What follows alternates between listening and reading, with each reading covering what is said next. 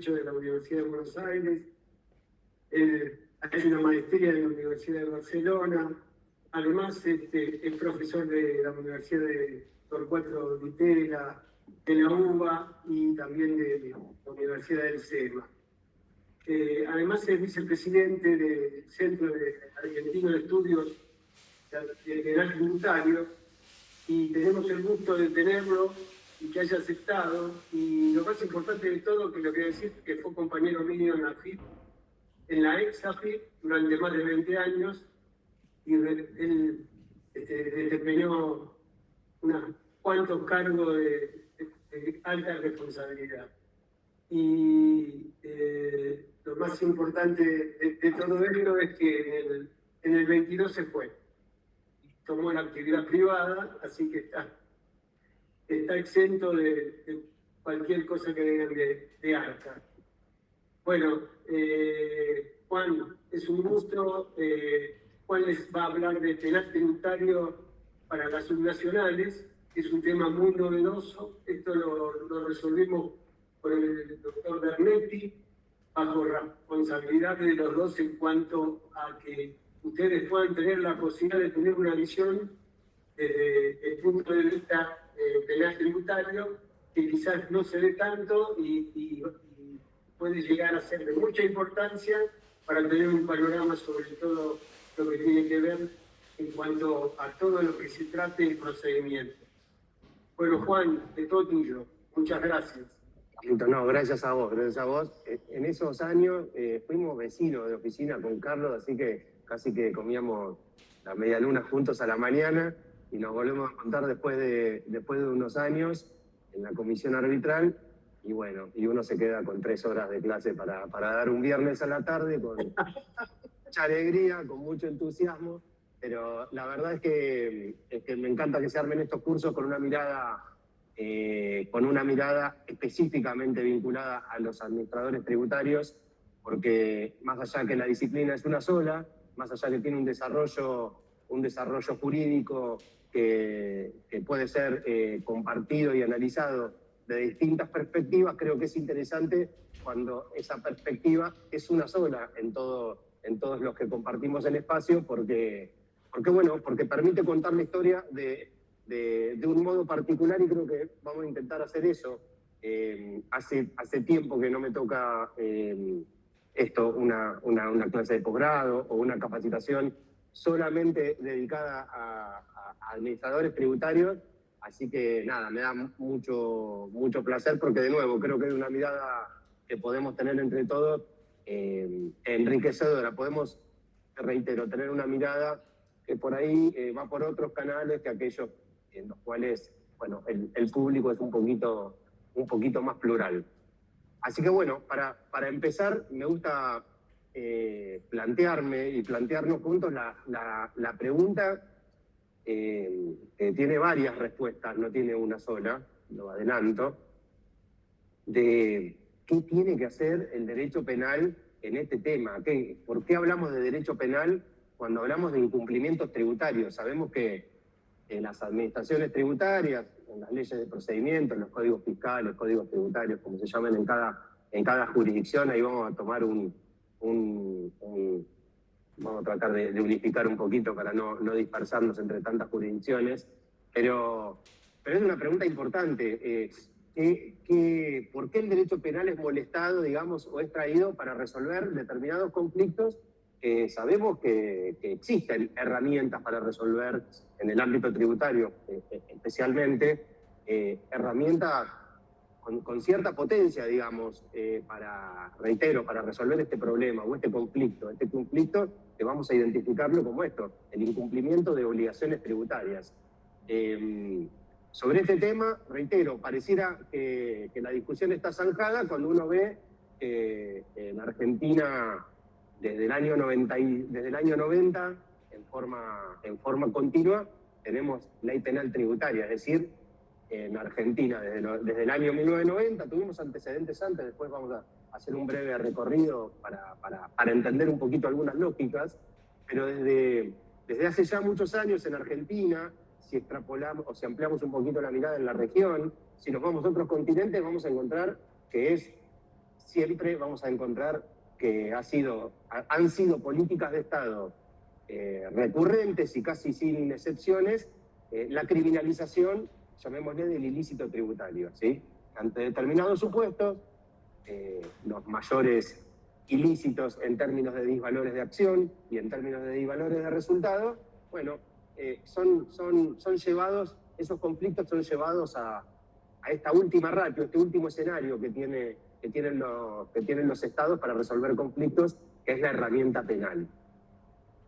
¿Por qué la herramienta penal? ¿Esto es algo originario? No, esto es algo sobreviniente. Reitero, en Argentina, año 90, en forma continua, tenemos antecedentes de criminalización o de una ley o de un régimen penal tributario en los años 70, que duró poquito tiempo, después repasamos algunas características, algunos errores para que no se repitan en el futuro, pero algunos años ahí en los 70 y algunos ilícitos tributarios con penas privativas de la libertad en forma aislada, que han aparecido así durante distintas décadas del siglo pasado. Pero reitero, es algo sobreviniente. Lo mismo vamos a encontrar, no sé, en España, primera ley penal tributaria en los años 77, 78. En Italia podemos irnos muchos años antes, año 29, pero es una excepción, es algo que aparece en derecho penal tributario, bueno, nada, el derecho penal económico en general, algo de lo que se empieza a hablar hacia mitad de siglo del año pasado, una disciplina bastante nueva. Eso es lo que para lo que es la forma de contar los años en el derecho. Originalmente, bueno, era en el ámbito administrativo donde se resolvían estos conflictos, tanto las cuestiones patrimoniales, tanto lo que tiene que ver con la autotutela del Estado, la cobranza de los créditos, como también la eventual aplicación de sanciones con una lógica, con teorías, con un marco teórico muy, muy distinto al que tenemos ahora. Pero en determinado momento se empezó a considerar, no solo en el ámbito penal tributario, sino en general en los distintos capítulos del derecho penal económico, que los bienes jurídicos tutelados tenían determinado valor, o que el contexto económico que debía protegerse tenía determinada significación, que, de nuevo, el derecho penal debía ser el encargado de resolver estos conflictos en última ratio, reitero, no en todos los casos, sino en los casos más graves. La gravedad se mide en dos términos: la gravedad en términos de acción o en términos de resultados. Son las dos grandes ponderaciones que no excluyentemente se realizan en el ámbito penal. O una conducta muy, muy, muy reprochable, o un resultado muy, muy, muy lesivo para ese bien jurídico tutelado. Pero bueno, coincide esto con la existencia de derechos de segunda, de tercera, de cuarta generación, como hemos visto a lo largo de las últimas décadas, reitero, fundamentalmente las últimas 5 décadas, pongámosle, del año pasado, donde se empieza a pensar en medio ambiente, donde se empieza a pensar en el control de comercio exterior, donde se empieza a pensar en la hacienda pública, se empieza a pensar, reitero, con otro marco teórico y con otra significación en términos del valor implicado en estos, llamémosle, nuevos bienes jurídicos, si es que son nuevos. Y ahí se producen discusiones interesantes. Bueno, nada, por un lado de la biblioteca diciendo qué tiene que hacer el derecho penal en la protección de otros bienes jurídicos que no sean los bienes jurídicos individuales, que es lo que hacía el derecho penal nuclear, el derecho penal original nuclear, los delitos de los códigos penales, de los ordenamientos jurídicos liberales. Bueno, ¿qué protegían? La vida, la libertad, la propiedad, la integridad física, bienes jurídicos individuales o fácilmente individualizables. Ese es el core o el núcleo del derecho penal originalmente, el derecho penal ortodoxo, nuclear, distintas formas de llamarlo, hasta que aparece una especie de aceleración del derecho penal, una expansión del derecho penal, dice Silva Sánchez, uno de los máximos estudiosos de este fenómeno de la expansión del derecho penal, que una de las características que tiene es empezar a proteger bienes jurídicos colectivos. Este es uno de los grandes fenómenos de la expansión del derecho penal, con discusiones muy intensas, reitero, en los ámbitos académicos.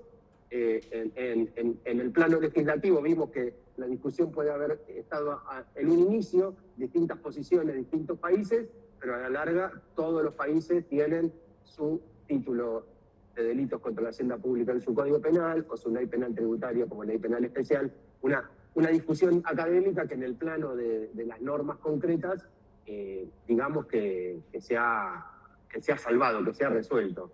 Parte de las discusiones, bueno, tienen que ver con si es legítimo que el derecho penal se ocupe de proteger bienes jurídicos colectivos.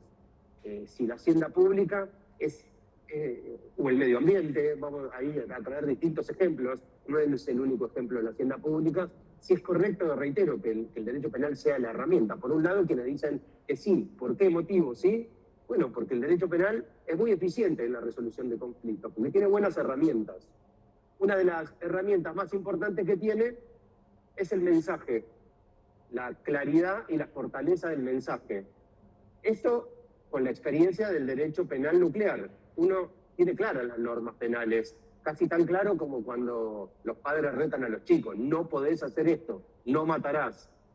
Son muy claras las normas del derecho penal nuclear, ¿sí? casi bíblicas, podríamos llegar a decir.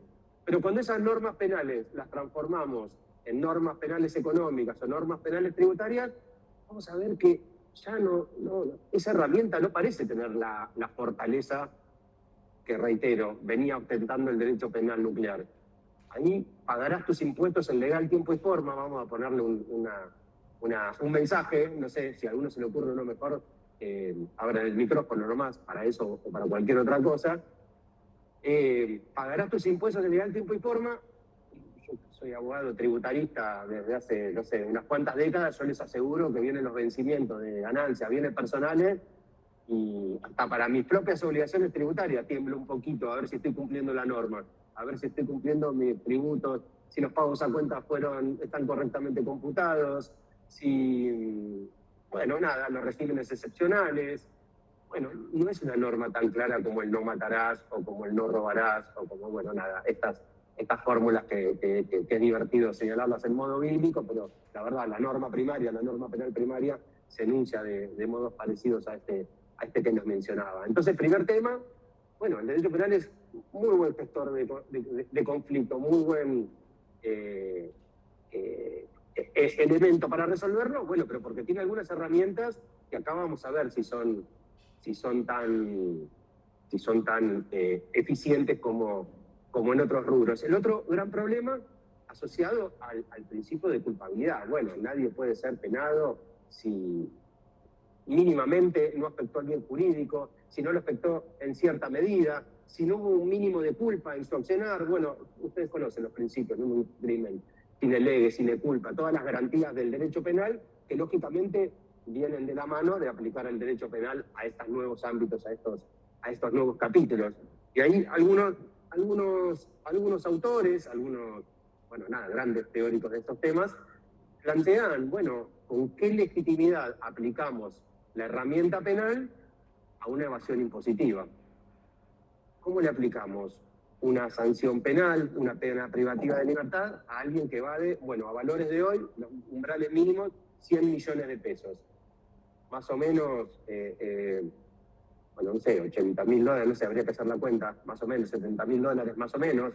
¿Qué impacto tiene una evasión individual, la evasión de una sola persona, en la hacienda pública nacional? Esos grandes montos que aparecen en los números de los presupuestos nacionales, provinciales. Es tan lesivo del bien jurídico esa conducta que ese conflicto en la lesión de ese bien jurídico deba ser resuelto por el derecho penal. Tanta gravedad tiene como para, reitero, aplicarle esta solución, esta última ratio, esta última herramienta. Esas primeras discusiones aparecen en el derecho penal ambiental. Bueno, quien contamina, bueno, ¿cuánto está contaminando? Algo súper incómodo y súper antipático, ¿no? Poner en discusión temas tan legitimados como la protección del medio ambiente. Pero bueno, quien contamina determinadas cantidades en ríos muy, muy caudalosos, es el derecho penal la herramienta a aplicar, a resolver. Y ahí aparecen las respuestas del otro lado, las respuestas que dicen sí está legitimado para intervenir el derecho penal, sí los bienes jurídicos colectivos deben ser protegidos por las máximas con las máximas herramientas, con la máxima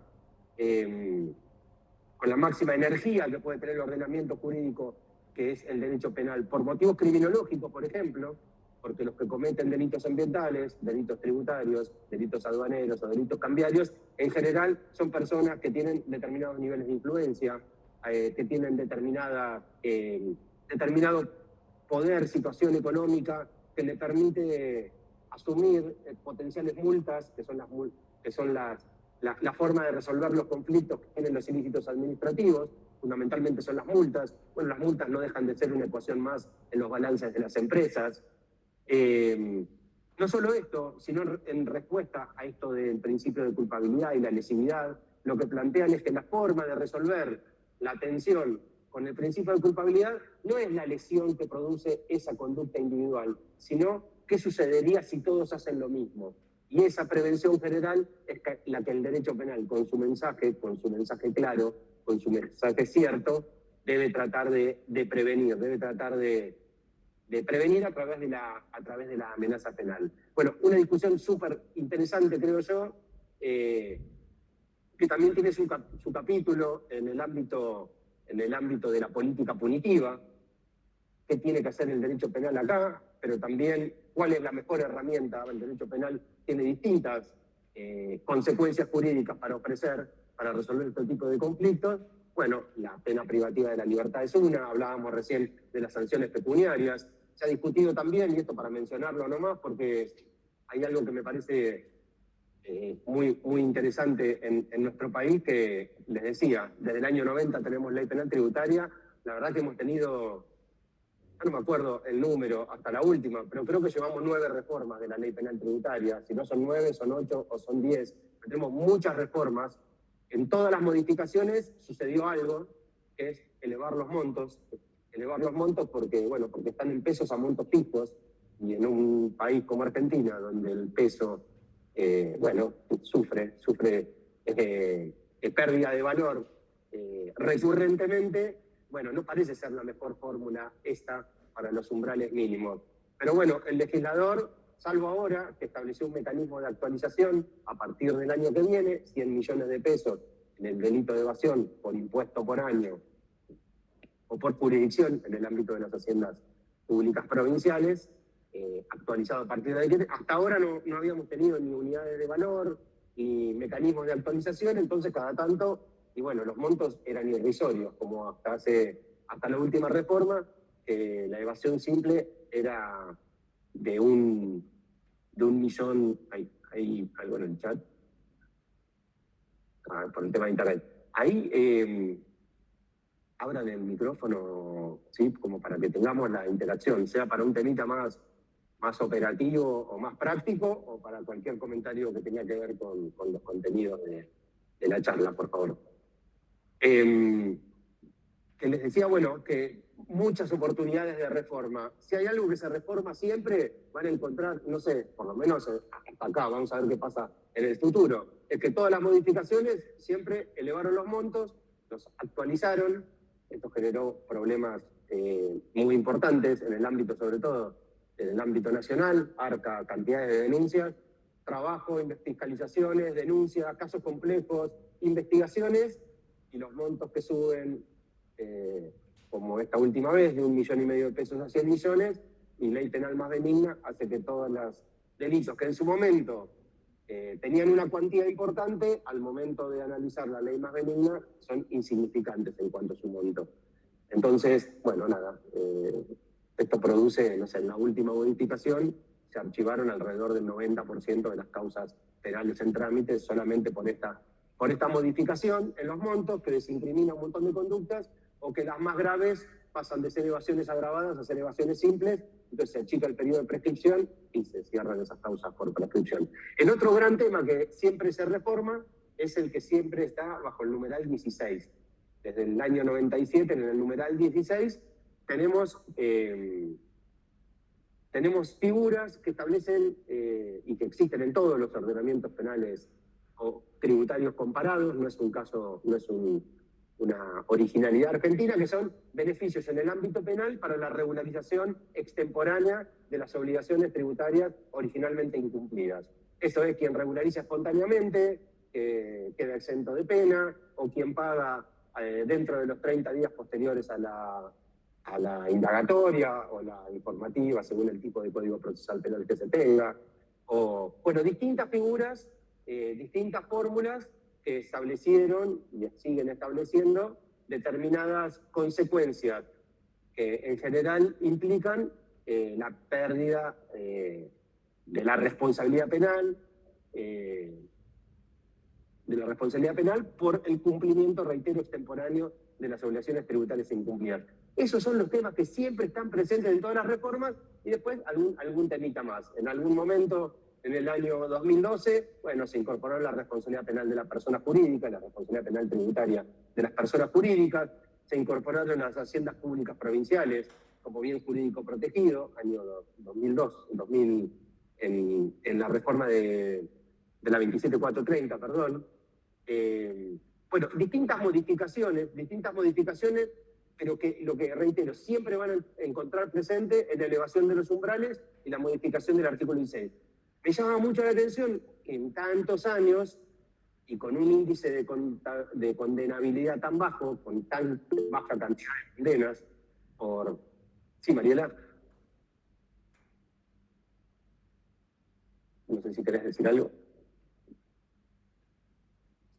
Bueno, con tan bajo índice de condenabilidad, es decir, es tan baja la cantidad de condenas que existen por delitos tributarios, bueno, que nunca se haya replanteado si están bien las escalas penales en las leyes penales tributarias. El delito de evasión simple, las apropiaciones indebidas de tributos, tiene una escala penal de 2 a 6 años, y las agravadas, que son las que llegan a juicio, porque son los montos más grandes, que a veces resisten esas reformas y la aplicación retroactiva de los montos, o el acortamiento de los plazos de prescripción, bueno, la sanción, el mínimo es de 3 años y 6 meses a 9 años. Bueno, son escalas penales muy altas, 3 años y 6 meses, que es el mínimo, implica que no haya posibilidades de condena, de ejecución de la pena en suspenso, es decir, la persona va presa.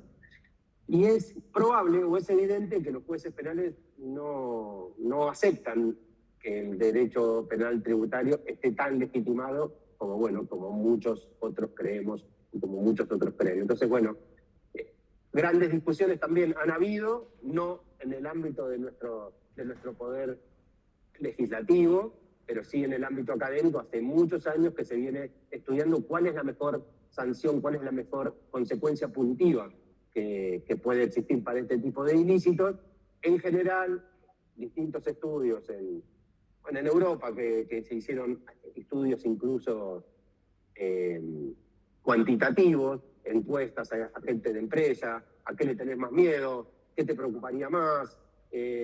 Bueno, nada, distintas preguntas, entrevistas a miles de lo que llamamos CEOs o cosas por el estilo, donde permitieron a algunos estudiosos, algunos criminólogos, cientistas sociales, puristas, bueno, pensar que por ahí para los delitos económicos lo mejor no es la multa, por lo que decíamos hace un ratito, porque es un rengloncito más en el balance, que quien puede incluso lo traslada a precios, que no son las grandes, las escalas de penas privativas de la libertad muy altas, porque los jueces se resisten por una pertenencia de clase, porque no son delitos totalmente legitimados, bueno, por distintos motivos que se estudiaron y se clasificaron, muchos plantearon, Tiedemann, entre otros grandes autores, bueno, que tal vez la mejor consecuencia punitiva tienen que ser las penas privativas de la libertad por cortos periodos de tiempo.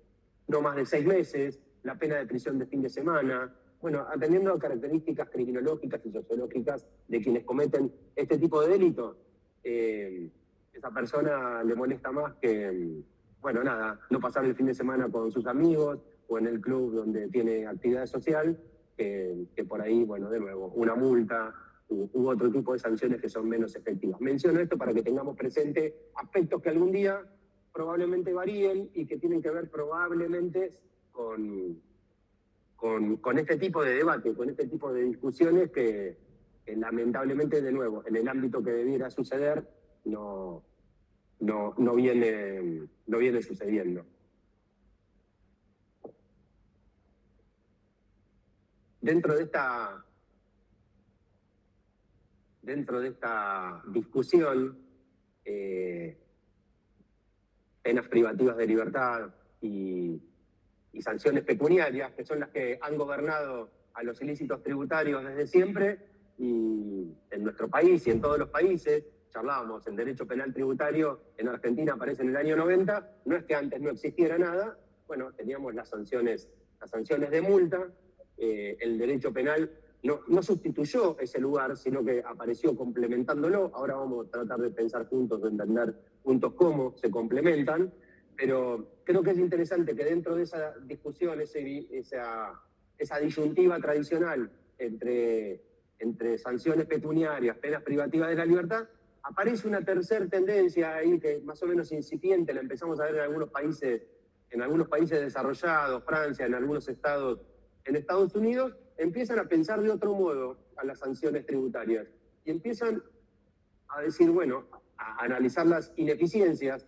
que venimos repasando recién de ambas soluciones punitivas y dicen, bueno, tal vez para el incumplidor tributario lo mejor es privarlo de los bienes y servicios que el Estado ofrece por poder financiarlos. Es decir, quien no financia al Tesoro, bueno, no puede aprovechar determinados bienes y servicios que el Estado satisface, como por ejemplo utilizar las rutas, a utilizar las autopistas, o utilizar en algunos países, hay algunos créditos hipotecarios que aparecen subsidiados para vivienda, bueno, no puede acceder a eso. No puede tener documentación, licencia de conducir, o los pasaportes, está en el Código de Impuestos Internos francés.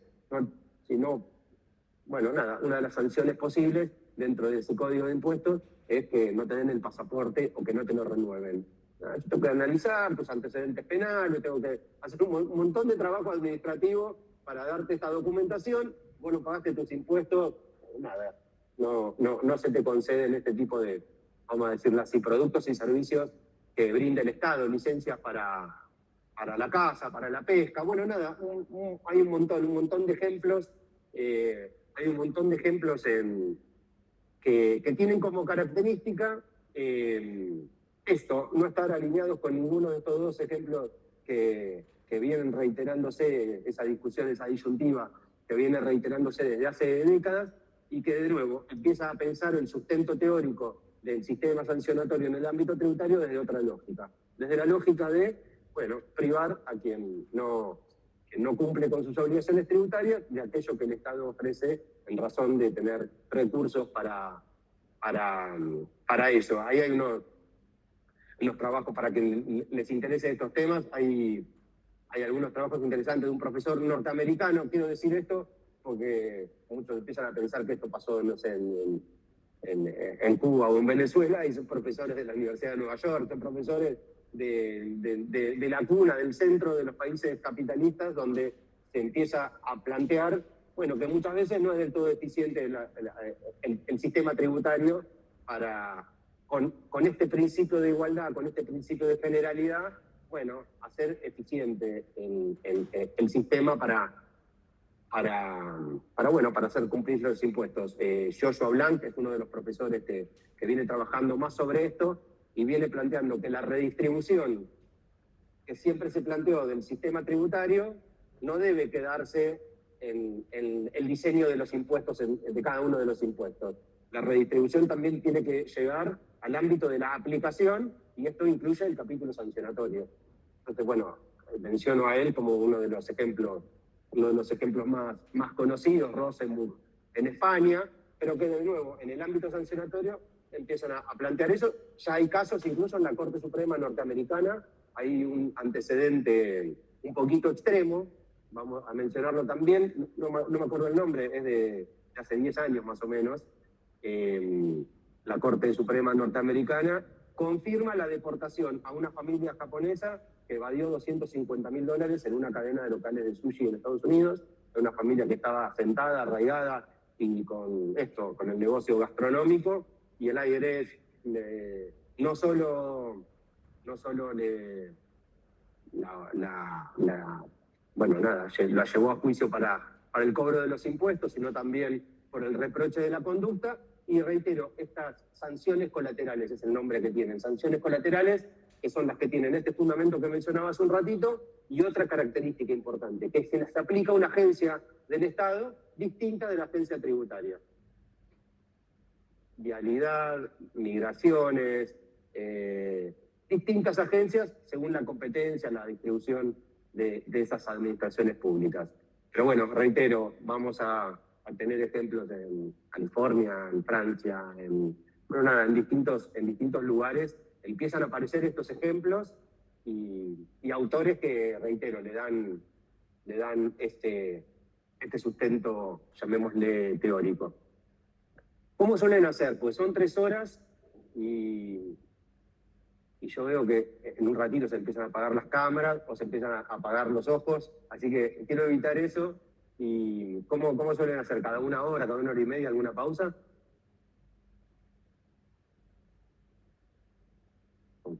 Pero con lealtad también les pido. 1 hora y media, perfecto, bárbaro, para ordenar un poquito los temas. Buenísimo. Bueno, yendo a Argentina, ya más al plano, 10 puntos. Bueno, me alegro. El tema más lindo penal siempre, en cualquier lugar. ¿Qué les iba a decir? Vamos yendo un poquito más a lo concreto. Si vamos a hacer un recorrido de los antecedentes legislativos, pero no para aburrirnos con historia, sino para entender un poquito el régimen penal tributario actual. A mí me resulta interesante pasar por la ley 23.771, que estuvo vigente entre el 90 y el 97. Sí, Blanc, se llama Joshua con J. Siempre comparte en LinkedIn sus artículos, sus papers, pero además yo les voy a compartir a través de Carlos, les voy a compartir algunos trabajos donde está citado los artículos de él. Después busquen porque publicó más después de esas citas que van a ver ahí, pero está esto que les contaba de la corte, el caso de los japoneses, está comentado ahí, más que nada para que ustedes después, si les interesa, puedan salir a buscarlo. Yo soy muy malo con la memoria, las carátulas, las fechas, así que me comprometo eso, de darles la información más fehaciente en un par de documentos. En el año 90 hablábamos hace un ratito, primer régimen penal tributario. Es mentira eso. Tuvimos un régimen penal tributario en los años 70. En el gobierno de Perón, la 20635, que modificó a la 11683 en el ámbito nacional. Y decimos que era un régimen penal tributario porque no solamente tenías tipos penales, defraudación tributaria, apropiaciones indebidas, no tantas como las que tenemos ahora, pero teníamos algunos tipos penales, pero también teníamos un régimen procesal penal tributario. ¿Qué significa esto? El derecho penal tributario es derecho penal, de modo que hay un código procesal penal en el ámbito nacional, en las provincias, etcétera, etcétera, pero en general siempre, o la mayoría de las veces, acá seguro que hay jurisdicciones que todavía no lo han hecho porque no todas las provincias lo han hecho, pero en general todos los países establecen normas que lo que permiten es integrar lo tributario con lo penal. ¿Qué hace un inspector cuando está haciendo una inspección y encuentra ingresos omitidos por montos que dan un impuesto evadido que supera los umbrales penales? Y bueno, ¿qué tiene que hacer? ¿Tiene que ir corriendo al juzgado de turno y hacer la denuncia? ¿O termina la inspección? ¿O tiene que haber determinación de oficio previa? ¿O hay que esperar que la determinación de oficio esté firme? Eso es lo que ordenan las normas penales, las normas de procedimiento penal tributario. Establecen modelos de integración y pautas más o menos uniformes para que, de nuevo, cuando la forma elemental que existe de detección del ilícito, que es una inspección, siempre es una inspección, hay excepciones y eso también tiene que estar regulado. Hay países donde solo las administraciones tributarias pueden denunciar penalmente ilícitos tributarios, como Chile, como México, como Uruguay. Pero Argentina, por ejemplo, en su artículo 18 del último párrafo dice cualquier ciudadano puede formular denuncias penales. Entonces, si mi ex esposa, yo sé que evadió un poco y yo por mi gran mi hombría de bien, mi cultura cívica quiero denunciar penalmente, bueno, puedo hacer una denuncia penal. Si mi competidor máximo en el rubro comercial al que me dedico, bueno, que esos suelen ser los motivos que el altruismo y la cultura cívica, pero en definitiva, cualquier ciudadano en Argentina puede hacer una denuncia penal, el juez la analizará, le dará vista al fiscal en la mayoría de los códigos procesales, o bueno, el fiscal impulsará la instrucción según el modelo que tengan en cada jurisdicción o en el ámbito nacional. Pero bueno, en Argentina, por ejemplo, se establecen esas normas procedimentales que cualquier ciudadano puede hacer una denuncia porque es un delito de acción pública, y en otros países, reitero, si alguien quiere hacer una denuncia, va y la realiza al fisco, a la administración tributaria la investiga, la analiza, la fiscaliza, hará las acciones que tenga que hacer y eventualmente formulará la denuncia en nombre propio. Pero bueno, concretamente vamos a encontrar que cada vez que hablemos de régimen penal tributario, normalmente vamos a tener normas procesales penales tributarias. Pareciera como si fuera una especialidad nueva, el derecho procesal penal tributario. No lo es, son algunas cláusulas que le dan mayor efectividad a determinada política decidida por los países en ese rubro. Y en los años 70 hubo una primera ley penal tributaria que casi nadie nombra. ¿Por qué casi nadie nombra? No porque no la conozcan, sino porque nunca se aplicó. Estuvo vigente 2 años y nunca hubo ni una denuncia por delitos. Es como que no hubo ningún delito de evasión durante 2 años. Y no fue eso lo que sucedió en realidad, sino que el mecanismo procedimental, el modelo procesal penal tributario que establecía era vamos a llamarle, de prejudicialidad tributaria.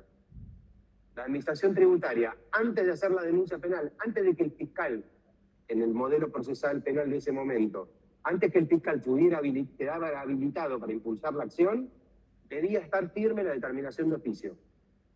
Llevándolo al plano nacional, 11683, bueno, vamos a suponer que un delito se cometió en el año 74, ya en vigencia de la 2635.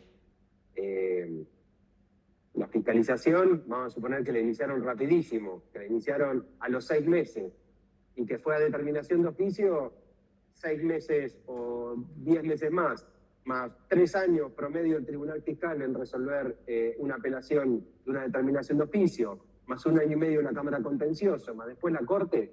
Bueno, nada, esos 2 años serían muy cortos, pero cualquier investigación hubiera arrancado muy tarde con ese modelo procesal penal tributario, que reitero, existió en nuestro país en la 2658. Es como el ejemplo más clásico, ¿vieron cuando se habla de derecho penal simbólico? Se habla de derecho penal simbólico cuando hay un problema grave a nivel social, a nivel del país que sea, a nivel político, y bueno, y los gobiernos lo resuelven muy fácil. Vamos a incrementar las penas, bueno, para los delitos tributarios. Vamos a poner una ley penal tributaria, pero después una norma que no se aplica por distintos motivos. En ese caso ni siquiera no es que no hubiera condena, no hubieron denuncias durante los 2 años que tuvo en vigencia esa norma. Hay algo que es interesante, que si recorremos algunos países que son bastante referentes de Argentina, como puede ser Italia o España, vamos a ver que sus primeras leyes penales tributarias, en los años 70 en España, en los años 20 en Italia, también tuvieron un mecanismo de prejudicialidad tributaria. También dijeron, recién voy a investigar el delito una vez que esté firme la cuestión sobre la existencia y la cuantía de la obligación tributaria incumplida. Es decir, que el legislador, la primera vez que llamó al derecho penal a intervenir en este tipo de conflictos, no estaba tan confiado. No quería darle la herramienta plena a las administraciones tributarias. Quería que las conclusiones de las administraciones tributarias estuvieran validadas por el Poder Judicial, es decir, dándoles firmeza. Podía no quedar firme en sede administrativa, bueno, podía suceder, pero lo normal es que casos de determinada cuantía sean llevados a revisión a las instancias jurisdiccionales. Entonces, fíjense qué interesante que distintos países en distintos momentos, el primer modelo de integración entre lo tributario y lo penal que implementaron, bueno, fue el de la prejudicialidad tributaria. Muy ineficiente en el ámbito para la política criminal, porque la relega a la política criminal. Primero, determinamos la cuantía de la obligación tributaria incumplida. Una vez que esté firme, vamos a investigar si fue doloso, si hubo ardido engaño, quién fue el autor dentro de esta estructura jurídica. Bueno, todos un montón de elementos que son de difícil valoración, de difícil ponderación, y que recién se empiezan a investigar, bueno, 5, 7, 8, 10 años después de que el delito se cometió. ¿Vieron esa frase que cuanto mayor es el tiempo en que inicia una investigación, bueno, inversamente proporcional es la capacidad de éxito que pueda tener esa investigación para llegar a la verdad? Pero bueno, esas son normas penales tributarias, son las primeras normas que concretan una política de criminalización del ilícito tributario, pero son normas penales muy simbólicas, porque no sirven para investigar delitos. En todo caso, servirán como amenaza, servirán como esto, como lo que charlábamos hace un ratito, como mensaje, llamémosle vacío, como derecho penal simbólico. Esa fue la primera ley penal tributaria en Argentina, sin aplicación, años 70. Después vamos a la que ya mencionábamos hace un ratito, que fue la 23.771, entre el 90 y el 97. ¿Qué hicimos en Argentina? Había fracasado esa ley penal tributaria, con prejudicialidad tributaria, entonces hagamos todo lo opuesto, un movimiento así absolutamente pendular. Se estableció un mecanismo de prejudicialidad penal. Esto que decíamos hace un ratito, el inspector que iba y detectaba un ajuste con relevancia penal, tanto desde lo cuantitativo como desde lo cualitativo, bueno, debía suspender todo el ejercicio de las acciones de fiscalización, determinación y cobro, y llevar la denuncia al Poder Judicial.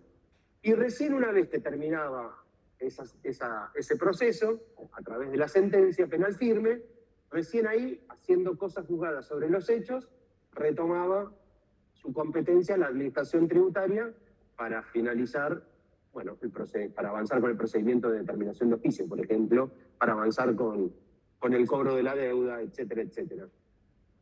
Bueno, un mecanismo, bueno, inverso al anterior, privilegia o le da preeminencia a la cuestión penal y relega la cuestión tributaria para un momento posterior. Lo relega temporalmente, pero bueno, el tiempo acá tiene un valor estratégico importante, así que lo relega también estratégicamente. ¿Qué es lo que pasó entre el 90 y el 97? Y las denuncias salían fácil, así que iban por un tubo, no había ningún obstáculo procesal, cualquier inspector con un informe técnico permitía que, bueno, con el análisis de las áreas jurídicas de las administraciones tributarias, interponer una denuncia, pedir órdenes de allanamiento, escuchas telefónicas, todo, la maquinaria que se pone en marcha con el proceso penal. Pero las causas penales también llevan tiempo. Y las causas penales, por ejemplo, para algunas herramientas que son bastante sencillas o bastante más sencillas en el ámbito administrativo, en el ámbito tributario, tienen un rigor valoratorio mucho más alto. Por ejemplo, para una cautelar, para trabar un embargo en una causa penal, necesito mínimo, salvo excepciones, necesito mínimo un procesamiento. Llegar a un procesamiento no es lo mismo que la boleta de deuda presunta que puede firmar un funcionario de inspección junto con el juez administrativo. Entonces, ¿qué es lo que pasó? Bueno, las denuncias empezaron a aparecer de a miles por año, pero se empezó a inflar un crédito de la administración tributaria, una bolsa, que cuando la causa penal terminaba, años después, la dificultad de andar a cobrarle a alguien una deuda de hace 10 años, andar a cobrarle a alguien una deuda de hace 7 años, andar a encontrar una sociedad que, bueno, en los años 90, que no esté quebrada, que no esté concursada, bueno, problema de cobrabilidad. Este recorrido creo que nos permite, es la forma más clara de entender por qué en el año 97 se sanciona la 24.769, que no es el número actual, pero estableció una estructura y un modelo procesal penal tributario que sí se mantiene vigente hasta ahora. Eso no se ha modificado en gran medida, algunas sutilezas nada más. Entonces, en la 24.769, tenemos una linda ley penal tributaria, los tipos penales están mejor redactados, se establecen estas condiciones objetivas de punibilidad o elementos del tipo, y la ley dice que son condiciones objetivas de punibilidad, con montos fijos que fueron reformados muchas veces, pero en cuanto al modelo de integración, que es lo que más nos interesa a las administraciones tributarias, administradores tributarios. ¿Cómo juega el régimen tributario con el régimen penal? Estableció un modelo de separación, de paralelismo de vías. ¿Qué significa esto? Bueno, que la cuestión tributaria tramite ante sus autoridades, ante sus jurisdicciones, las normas procesales correspondientes, con los efectos jurídicos correspondientes, y que en el ámbito penal tramite en paralelo ante el juez penal, con el proceso penal, el expediente penal, etcétera, etcétera. Separación de vías. Se habían probado las dos otras alternativas posibles. Anteponer lo penal a lo tributario a lo penal a lo tributario, las dos tuvieron grandes problemas. Italia, Alemania, España, Argentina, su tercer modelo, Alemania no, lo sacamos de esto, pero Italia, España, Argentina, su tercer modelo es de paralelismo de vías. Fuimos ahí experimentando más o menos a la par y llegando a conclusiones más o menos parecidas. Hoy la mayoría de los países, hay muy poquitas excepciones o matices, vamos a encontrar matices, pero en general la definición, cuando uno ve los modelos de integración entre lo tributario y lo penal, en general va a encontrar esto, paralelismo de vías, cada una por su lado, que ninguna se anteponga temporal ni estratégicamente a la otra. Quiero poder cobrar los impuestos, quiero poder trabar los embargos, al mismo tiempo que se investiga el delito. Esto tiene sus críticas también. Algunos dicen, escuchame, esto es dos expedientes que en gran medida se dedican a lo mismo, ver si hubo un incumplimiento tributario. Después, en lo penal tenemos que agregarle otros componentes, autoría y participación, bueno, nada, hay otros factores, pero en gran medida hay, vamos a decirle, bueno, algunas falencias en términos de economía procesal y un gran defecto sistémico, que es la posibilidad de escándalos jurídicos. Puede pasar que existan sentencias contradictorias. ¿Qué significa esto? Que transcurran, que se sustancien los expedientes, cada uno en su ámbito, y que algún día en el tribunal fiscal se deje sin efecto un ajuste, una determinación de oficio, mientras que en sede penal se condena a un imputado por esa misma obligación tributaria. No puede pasar, ha sucedido, o sea, existen antecedentes poquitos por suerte, porque en general hay cierta prudencia, se van comunicando entre los expedientes, pero ha sucedido. Y ha sucedido a la inversa también. Ha sucedido que el juez penal dice, acá no hay delito porque no hay obligación tributaria incumplida, por el motivo que sea, puede ser de hecho y prueba, o puede ser por un análisis jurídico tributario, y que a la inversa el tribunal fiscal diga lo opuesto. Hubo un caso, bueno, varios casos, pero bueno, los dos más conocidos, los que se suelen citar, viejitos ya, pero son lindos. Uno se llamaba el caso, la carátula de radiocomunicaciones móviles, que era una de las dos empresas de celulares en los años 90, sí, en los años 90. En el momento que en la ciudad de Buenos Aires, antes de la reforma constitucional del 94, bueno, el impuesto de sellos, como la ciudad de Buenos Aires era territorio nacional, DGI era el recaudador del impuesto de sellos en ese momento. Bueno, nada, un ajuste sobre impuesto de sellos, porque cuando te vendían una línea te daban un comodato gratuito sobre el aparato en ese momento, y ese tenía que tener cumplimiento de, no sé, 6 meses, 1 año, 2 años, X años de sostenimiento de la línea, y si no tenías que pagar el aparato. Era un poco ese el modelo de negocios de aquel momento. Había el comodato pagaba impuestos de sellos, pero lo hacían garantizar para no el día de mañana no tener que hacer un juicio ordinario con un pagaré. Un pagaré que hacía las veces de garantía. Había 2 documentos, tenía que pagar sellos los 2 documentos, pagaba sellos uno solo. Con la 23771 se hizo la denuncia, la Administración Tributaria hizo la denuncia penal, el juez penal dijo no, este documento es accesorio de ese contrato, o sea, no le dio mucha bola a toda la teoría general de los títulos con valores, de los títulos de crédito, de la autonomía que tienen estos títulos, etcétera, etcétera, pero dijo que no estaban grabados, sobreselló a los representantes de la empresa, y el expediente fue a la Administración Tributaria, que tenía que retomar sus acciones, sus facultades de determinación cobro, haciendo caso a las conclusiones de la causa penal. De eso se trata la prejudicialidad. Que hay que esperar que se resuelva algo previamente, pero además eso que se resuelve tiene efectos vinculantes. Eso es a grandes rasgos la prejudicialidad.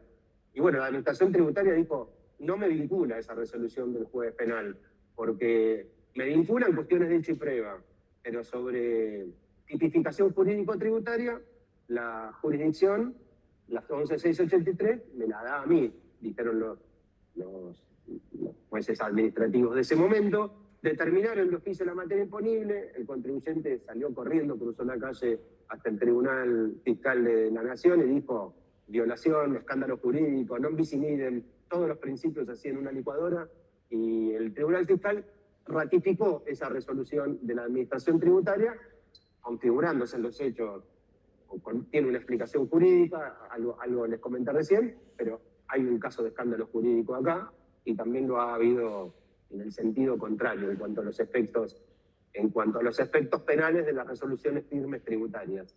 Lo menciono porque, bueno, parece una buena solución, una solución práctica, la del paralelismo de vías, pero bueno, también tiene algunas dificultades.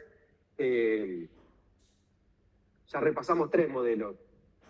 Prejudicialidad tributaria, anteponemos lo tributario, prejudicialidad penal, nos damos vuelta.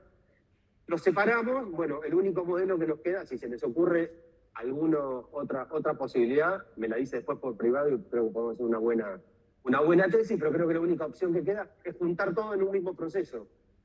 Que es lo que ha hecho España hasta el año 2012, y hay algún país centroamericano que tiene algún modelo procesal de unificación de vías, unificación de jurisdicciones. ¿Qué significa? Que la Administración Tributaria detecta un caso con trascendencia penal, lo lleva a la jurisdicción penal y el juez penal asume no solo la competencia en materia penal, sino también en materia tributaria.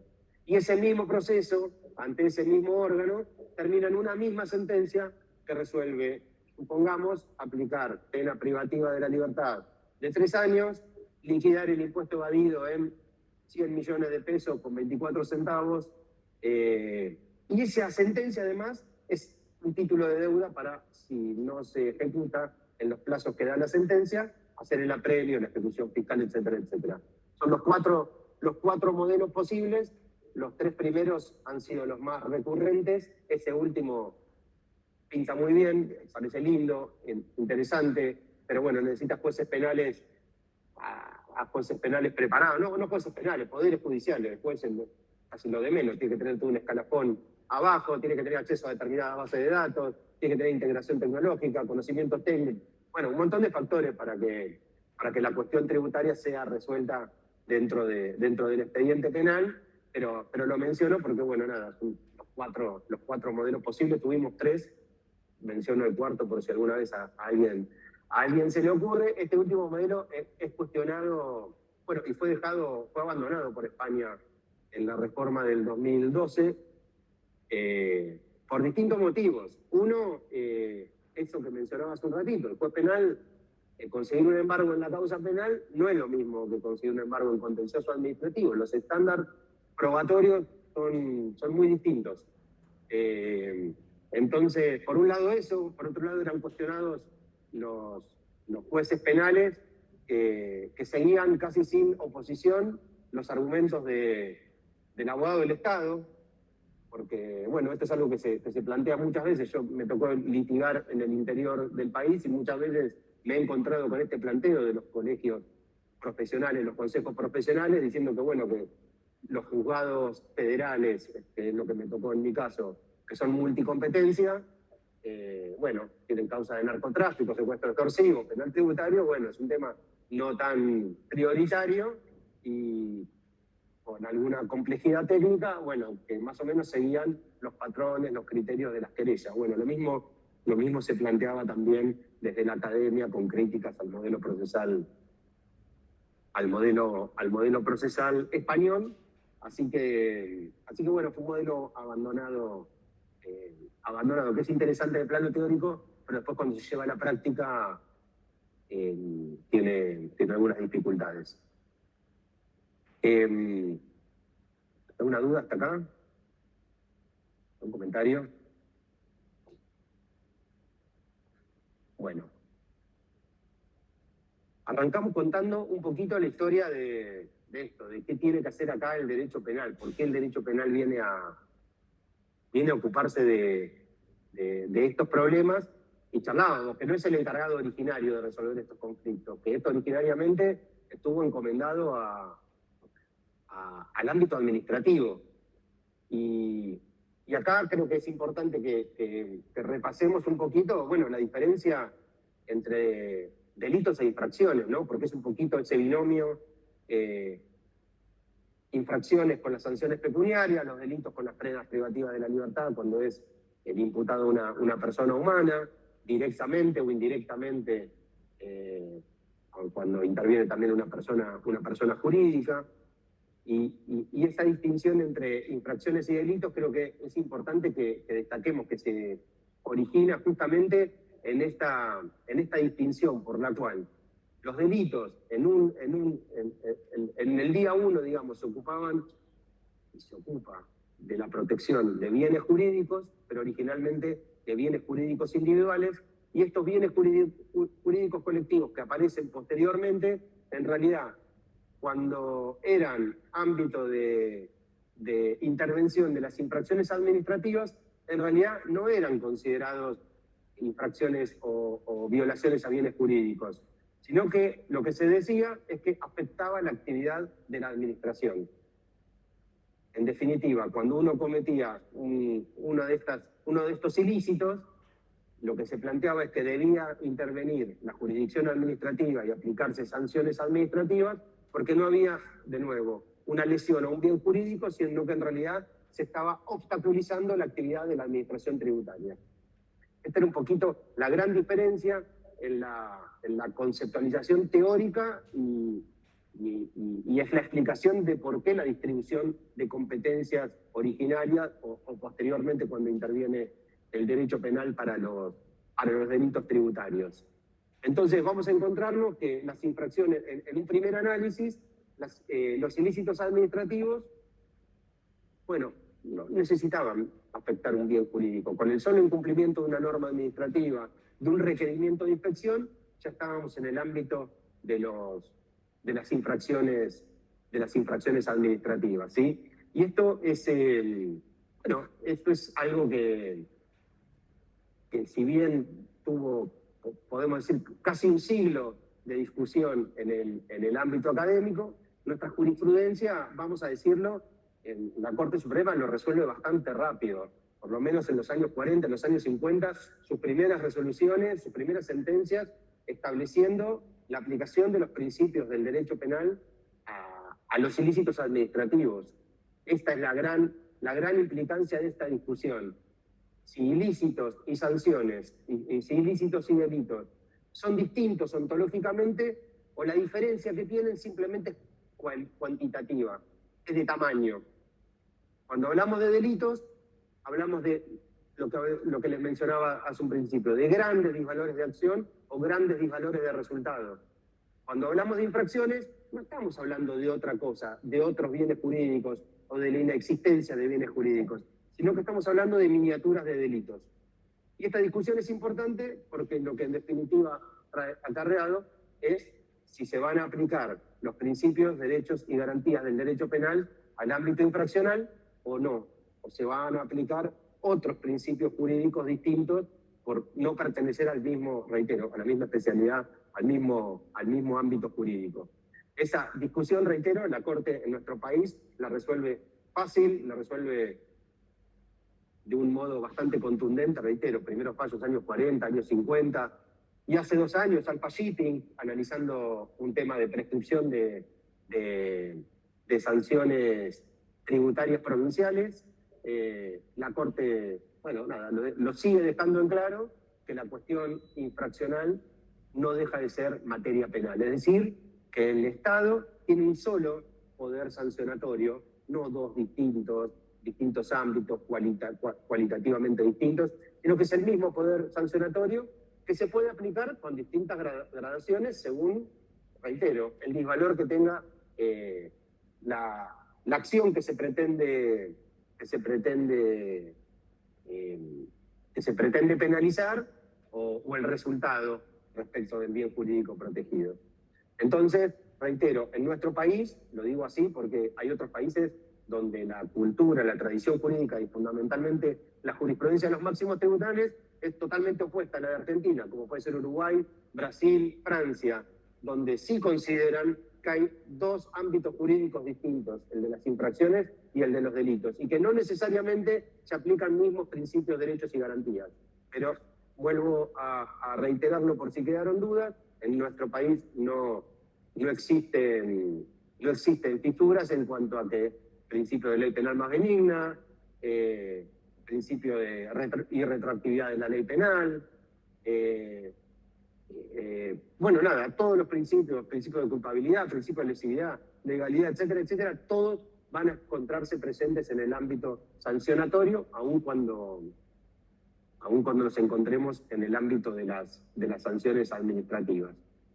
Si nos detenemos un minuto más en el ámbito, sea de los delitos o de las infracciones, porque coincidimos en definitiva que estamos siempre en un ámbito sancionatorio, un único poder sancionatorio, y si nos detenemos en las distintas posiciones sobre cuál es el bien jurídico tutelado por el régimen penal tributario, ahí ya se nos va a complicar un poquito el análisis. Creo que si hace algunos años hice una enumeración casi autor por autor de cuál es, de quién considera, de cada autor, qué considera que es el bien jurídico tutelado por el régimen penal tributario, y con otros colegas, bueno, encontramos más de 14 bienes jurídicos tutelados.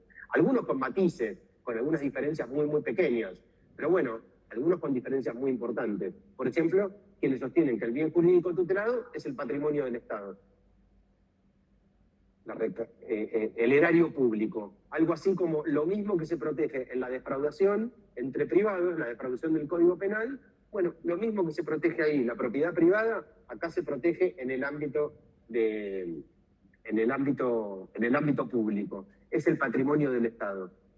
Muchos criticaban esta posición porque decían, algo que ya mencionamos hace un ratito, ¿cuánto lesiona al patrimonio del Estado los miles de millones de dólares en el que está cuantificada desde la recaudación hasta el patrimonio en general? El erario público es el patrimonio completo. ¿Cuánto afecta una evasión de $100.000 a ese patrimonio? Entonces muchos hacen una elaboración un poquito más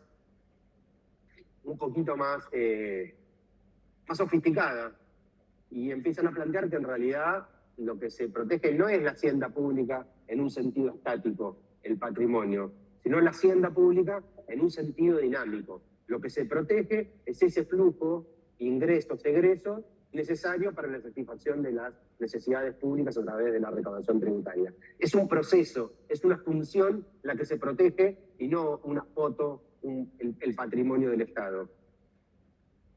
Otro gran grupo de autores lo que dice que en realidad lo que se protege es el poder tributario del Estado, casi como el soberano, el rey, el poder tributario. La obediencia al poder tributario, la obediencia o el cumplimiento de las obligaciones tributarias. Todo esto que voy mencionando son distintas formas que tienen algunos matices que pueden ser importantes cuando uno las profundiza, pero que en definitiva nos permiten agrupar esas 13, 14, 15 posiciones en 3 grandes grupos, o 4 grandes grupos. Un gran grupo que habla del erario público, es el aspecto objetivo de la hacienda pública. Cuando vamos a Sainz de Buscanda analiza la hacienda pública, dice, la hacienda pública es algo súper complejo, es un concepto que tiene distintas dimensiones, casi como hablar de la fiscalidad. Hablar de la fiscalidad, bueno, es hablar de la administración tributaria, de la política tributaria, de la técnica tributaria, tiene muchas dimensiones. Bueno, Sainz de Buscanda dice algo parecido.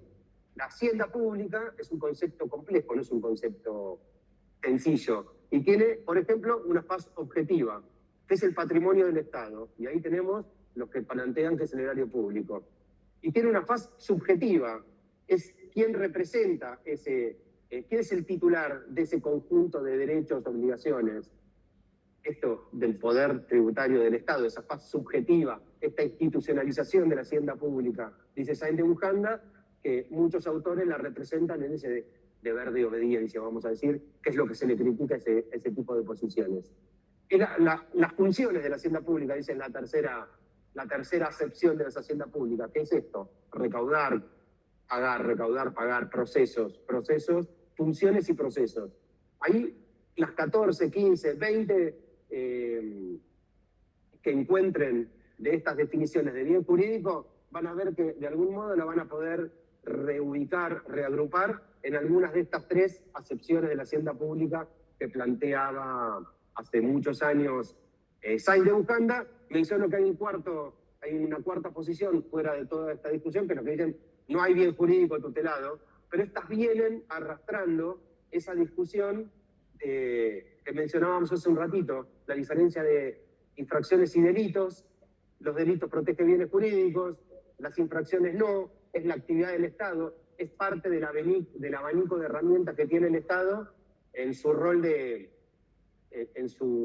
esas facultades de autotutela, la ejecutividad del acto administrativo, bueno, nada, todas estas herramientas jurídicas que se le dan al Estado para el cumplimiento de sus fines, entre ellas la posibilidad de sancionar cuando alguien afecte su actividad. Hay algunos que dicen que aún así los delitos tributarios no protegen bienes jurídicos, una posición muy, muy minoritaria, pero la menciono nomás para quien quiera después ver el documento, digamos, va a ver que hay 4 grandes grupos de bienes jurídicos.